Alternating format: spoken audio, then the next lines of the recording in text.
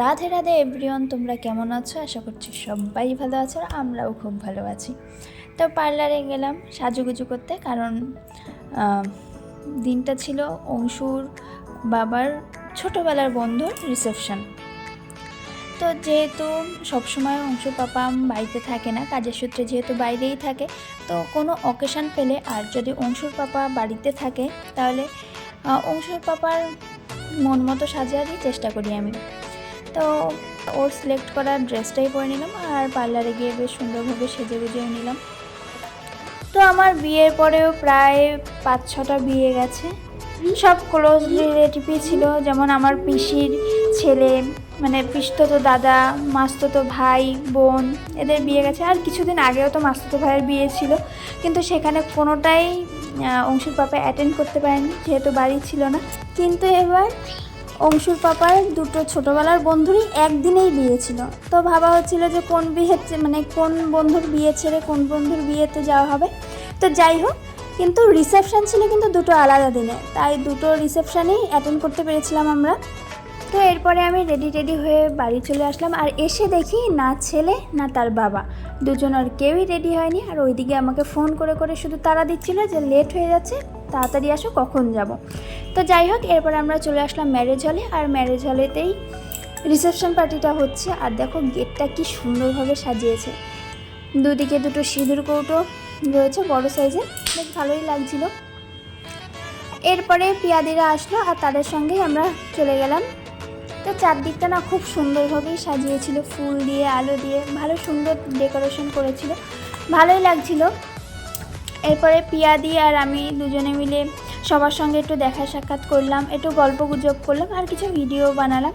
এরপরে সোজা চলে গেলাম যেখানে রিসেপশন ব্রাইডকে রাখা হয়েছে, মানে ফটোশ্যুট হচ্ছে যেখানে, সেখানটায়।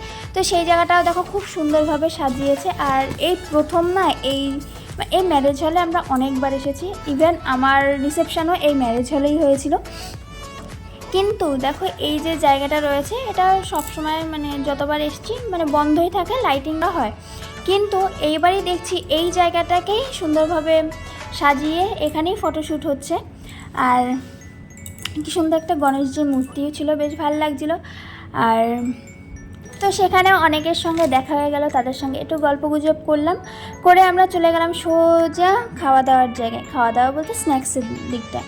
তো সেখানে প্রথমেই রয়েছে মকটেল, তো বেশ ভালো লাগছিলো, ধোয়া উঠছে, মানে ড্রাই আইস দিয়েছে, সেটার ধোয়াটা উঠছে, বেশ ভালো লাগছিলো। এরপরে কফি ছিল, আইসক্রিম ছিল, পান ছিল, রাবড়ি দিয়ে জিলাপি ছিল, তারপর কিছু পকোড়া ছিল, কিন্তু এইসবের তো কিছু খাইনি, কিন্তু ফুচকা ছিল। গিয়ে সামনে গিয়ে দেখি পেঁয়াজ দেওয়া, যাই হোক আর খেলাম না কিছুই, কিন্তু মকটেল খেলাম কিছুটা, বেশ ভালো লাগলো। আর এই হচ্ছে আমার মেকআপ আর্টিস্ট। তো যাই হোক, এরপর আমরা সোজা চলে গেলাম খাওয়ার দাওয়ার জায়গায়। আর এখানে দেখো যারা নিরামিষ খাবে তাদের জন্য আলাদা মানে চেয়ার টেবিলের ব্যবস্থা রয়েছে, এখানে 4টে টেবিল ছিল, আর বাকি সব আমিষ।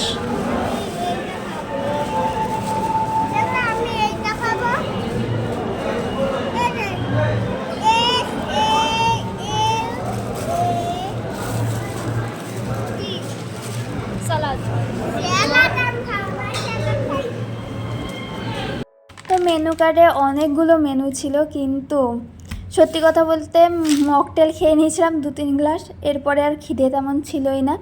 তো যাই হোক, তারপর অংশুকে একটু খাওয়ালাম, আমি একটু খেয়ে সোজা চলে গেলাম ছাদে। আর তখনও অংশুর পাপা সবে খেতে বসেছে, আমি আর অংশু ব্যালকনিতে চলে গেলাম। তো যাই হোক, কী করব, উপর থেকে সুন্দর দৃশ্যটা দেখাচ্ছি, দেখো বেশ ভালো লাগছে না? এই দিকটা পুরো ফটোশ্যুট হচ্ছে, এইখানে সমস্ত স্ন্যাক্স। হ্যাঁ, তখন আদ্রিকার সঙ্গে দেখা হয়ে গেছিলো। তো অংশু আদ্রিকার সঙ্গে খেলছিল আর আমি দাঁড়িয়ে ওয়েট করছিলাম।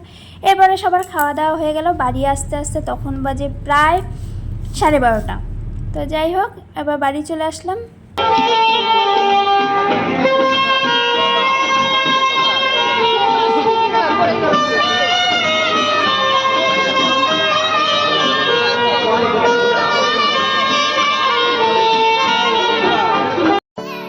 ভিডিওটা এই পর্যন্তই। ভিডিওটা ভালো লাগলে লাইক, কমেন্ট আর শেয়ার করতে ভুলো না, চ্যানেলটাকে সাবস্ক্রাইব করে নিও। তো আজকের মতো টাটা।